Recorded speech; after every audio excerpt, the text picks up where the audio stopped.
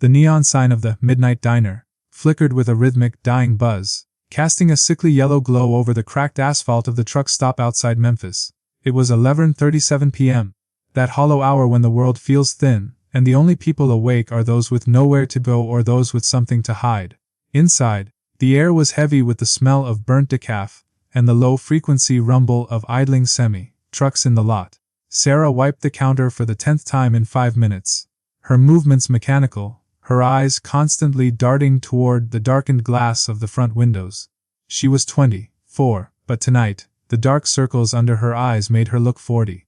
Every time a pair of headlights swept across the diner, her breath would hitch, her hand tightening around the damp rag until her knuckles went white. In the corner booth, 5 Hells Angels sat in a sea of black leather and worn denim. They were regular customers, quiet, disciplined, and observant. They didn't come for the atmosphere, they came for the peace. The sergeant-at-arms, a woman they called Viper, sat facing the door. She had a face like a desert landscape, hardened by the wind, eyes like flint, and a presence that could silence a room without raising a finger. Viper had been watching Sarah since the moment they walked in. She noticed the way Sarah's hands trembled when she poured the coffee. She noticed the way Sarah flinched at the sound of a truck door slamming outside.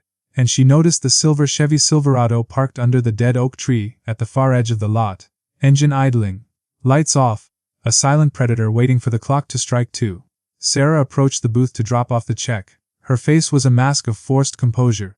But as she leaned over to set the bill down, she didn't just walk away.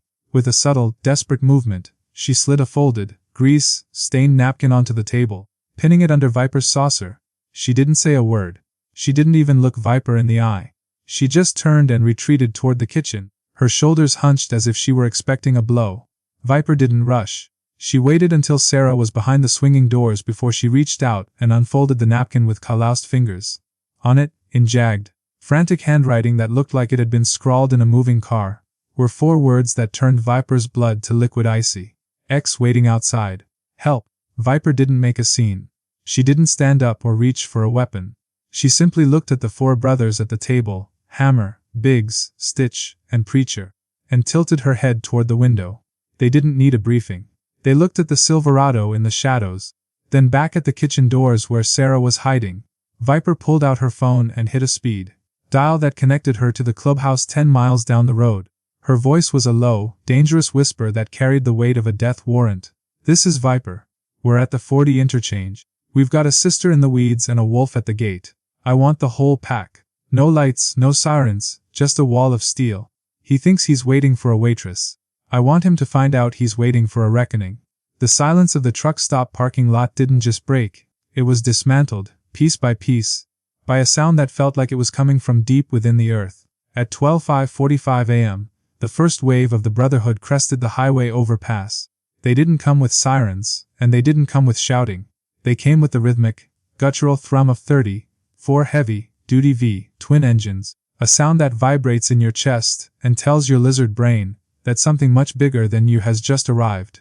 Viper stood by the diner's plate, glass window, her arms crossed over her leather vest, her eyes locked on the silver Silverado tucked under the oak tree. She watched the man inside the truck sit up straight, his silhouette tensing as the first 4 bikes pulled into the lot, their headlights cutting through the Tennessee humidity like tactical searchlights. He probably thought it was a coincidence at first. He probably thought they were just more travelers looking for a caffeine fix to get them through the graveyard shift. He was dead wrong.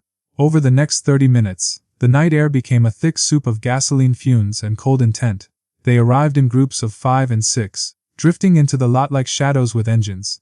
There was Biggs, a man whose shadow could cover a small car, and Hammer, whose knuckles were as scarred as the road he rode on. They didn't park near the entrance. They didn't park near the gas pumps. Following Viper's silent hand signals, they began to form a massive, suffocating semicircle around Sarah's beat-up 2012 Corolla. It was a masterpiece of psychological positioning. They weren't touching his truck, and they weren't blocking the exit, but they were creating a physical wall of steel and leather that stood between the predator and his prey. 4 Hells Angels dismounted in a synchronized motion that sounded like a single, heavy heartbeat. They didn't look at the diner. They didn't look at each other. They all turned their heads toward the silver Silverado. 4 pairs of eyes pinning the man inside his cab like a bug on a board. Inside the diner, Sarah was watching through the kitchen's swinging door, her hand pressed against her mouth to keep from sobbing. She saw the wall of bikes. She saw the glowing embers of 34 cigarettes marking the perimeter of her sanctuary. For the first time in 6 months, the air in her lungs didn't feel like it was full of glass. She looked at Viper, who was still leaning against the booth, casually sipping a fresh cup of coffee as if she were watching a sunset instead of a standoff. Viper caught her eye and gave her a slow, deliberate wink, a silent promise that the Motor Mafia doesn't just ride for the wind, they ride for the people who have no one else to stand in the gap. The man in the truck was starting to crack. Viper could see his brake lights flickering, on off, the sign of a man whose foot was shaking on the pedal. He was trapped in a box of his own making. He had come here to humiliate a woman who was just trying to earn a living, to remind her that she was never safe, that he was always watching. But now, the tables had turned with a violent, beautiful symmetry. He was the one being watched. He was the one whose every move was being weighed and measured by 34 men and women who lived by a code he couldn't even begin to understand. He wanted to leave, but his ego wouldn't let him back down in front of a biker gang. He wanted to stay, but the sheer, crushing weight of 34 silent stares was starting to feel like a physical pressure on his chest.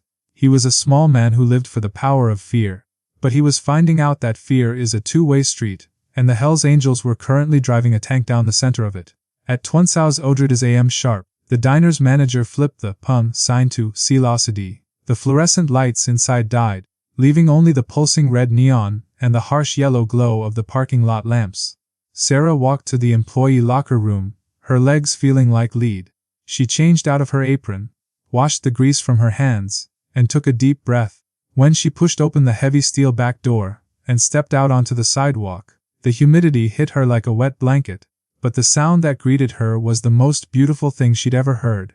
It was the sound of 34 kickstands hitting the asphalt at the exact same time, a metallic clack that signaled the end of her nightmare. She walked toward her car, her head down, her heart racing. As she approached the wall of bikes, the circle opened up like the Red Sea. Biggs stepped forward, his massive frame shielding her from the sight of the Silverado, while Viper walked up and draped a heavy leather jacket over Sarah's trembling shoulders. "Don't look at him, Sarah," Viper whispered, her voice a steady anchor in the dark. "He's a ghost now. He just doesn't know he's dead yet. You get in your car, you drive home. We're just gonna go for a little ride with your friend." Sarah looked up at the wall of leather. 34 faces that looked like they were carved out of granite, all of them focused on the silver truck across the lot. She realized then that she wasn't just a waitress anymore. She was a sister under the protection of the patch. She got into her Corolla, her hands steady on the wheel for the first time in years, and backed out of her spot. The Silverado's engine roared to life, his tires chirping as he tried to pull out behind her, still desperate to reclaim some shred of his toxic authority. But as he turned toward the highway, he realized his mistake. He wasn't following Sarah. He was being led. The highway stretch from the diner to Sarah's apartment was 16 miles of dead air and dark pines, usually a lonely gauntlet where the shadows of the trees seemed to reach out for her car.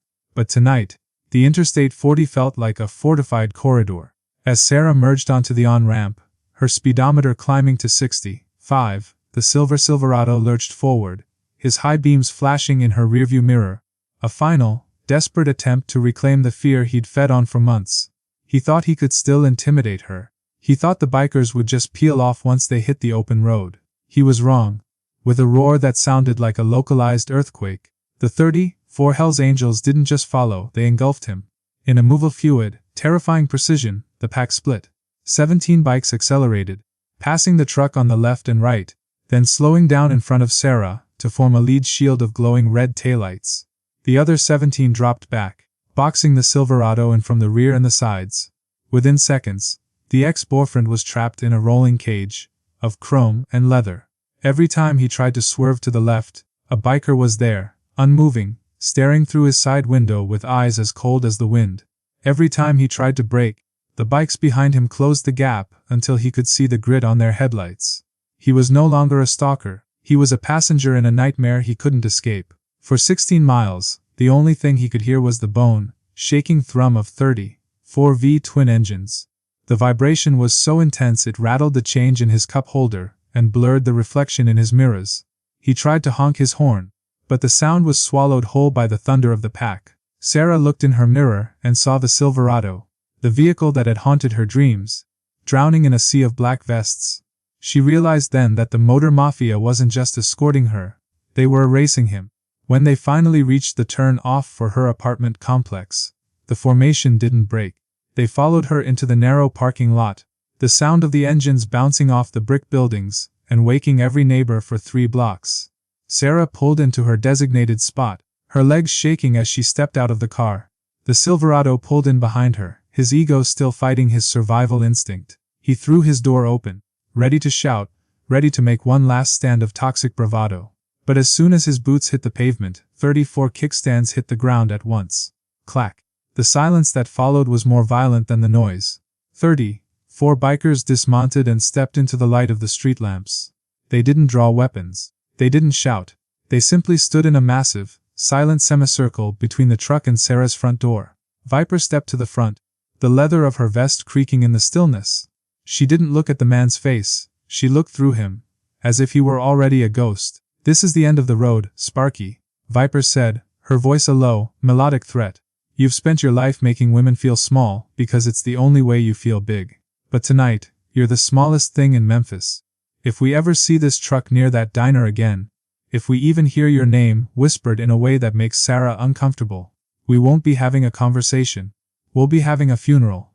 The man looked at the 34 faces, men and women who had seen wars, prisons, and the hardest miles the road had to offer. He looked at Biggs, whose arms were the size of the truck's tires. He looked at Hammer, who was casually cracking his knuckles. The realization finally hit him. He wasn't just outmatched, he was obsolete. Without saying a word, he scrambled back into his truck, slammed it into reverse, and tore out of the parking lot so fast he left black rubber streaks on the asphalt. He didn't look back. He didn't stop at the red light. He fled into the night, a predator who had finally met the apex. Sarah stood by her door, the heavy leather jacket still draped over her shoulders. She looked at Viper, then at the 34 brothers and sisters who had stood in the gap for her. She didn't have the words to thank them, but she didn't need them. Viper walked up, squeezed her hand, and whispered, "The road is yours again, Sarah. Sleep deep,